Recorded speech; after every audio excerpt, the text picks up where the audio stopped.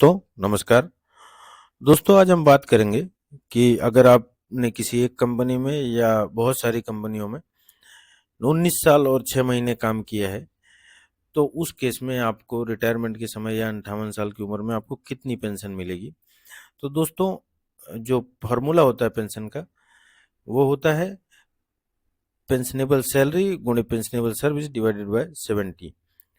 तो दोस्तों, हम आपको जानकारी एक शेयर करें कि हम आपको PF, pension, gratuity, labour bonus act, इन सब चीज़ों के बारे में जानकारियां समय समय पर देते रहते हैं। तो आप इस चैनल को सब्सक्राइब कर लें, जिससे आपको इस तरह की समय समय पर जानकारियां मिलती रहें।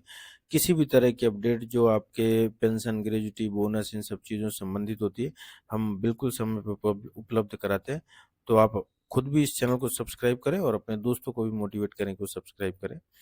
दोस्तों, वापस हम टॉपिक पे आते हैं कि pensionable salary into pensionable service divided by 70।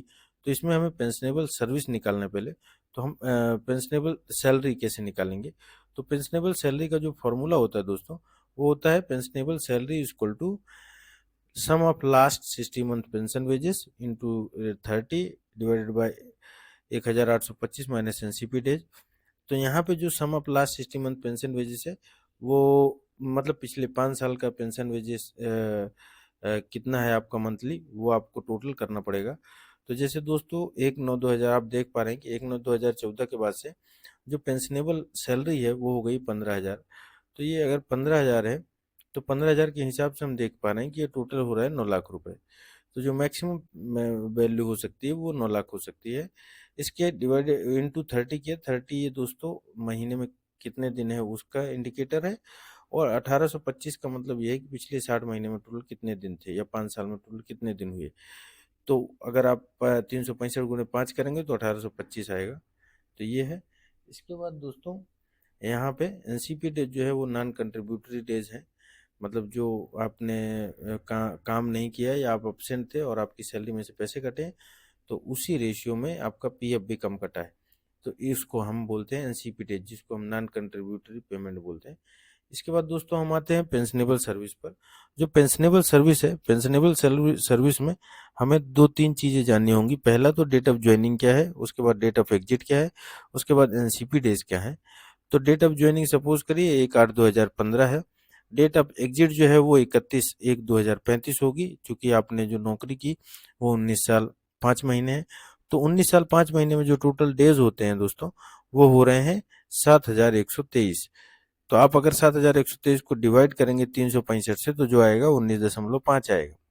इसके बाद दोस्तों हमारे पास पेंशनेबल सैलरी भी आ गई है और पेंशनेबल सर्विस भी आ गई है। तो अब हमने जो पेंशनेबल सैलरी निकाली वो कैसे निकली दोस्तों। जैसा आप यहाँ देख पा रहे थे कि टोटल वैल्यू थी कितनी, 9 लाख। तो 9 लाख, और उसके बाद 9 लाख को इंटू किया 30 से और डिवाइडेड बाई किया 1825। तो जो वैल्यू आई वो आई 14,794.5। उसके बाद दोस्तों पेंशनेबल सर्विस जैसा आप देख पा रहे हैं कि 7,123 है। और एनसीपी डेज को ये अगर बहुत माइनर है तो इसमें कंसीडर नहीं किया हमने। और अगर थोड़ा बहुत, अगर ये 8-10 दिन एनसीपी डेज है तो उससे बहुत थोड़ा माइनर इम्पैक्ट पड़ता है, बहुत ज़्यादा नहीं पड़ेगा। इसके बाद पेंशनेबल सैलरी और पेंशनेबल सर्विस दोनों के आने के बाद दोस्तों हमें क्या करना है कि इनका गुणा करना है।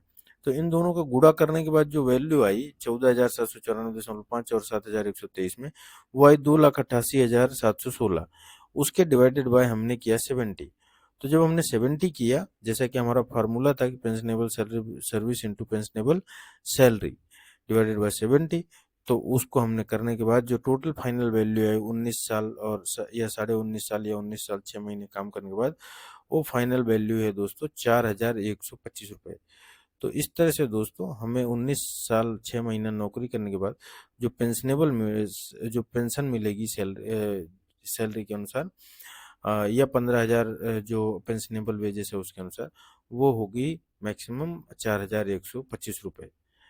तो दोस्तों, इस तरह की जानकारियों के लिए आप हमारे चैनल को सब्सक्राइब करें, और थैंक यू।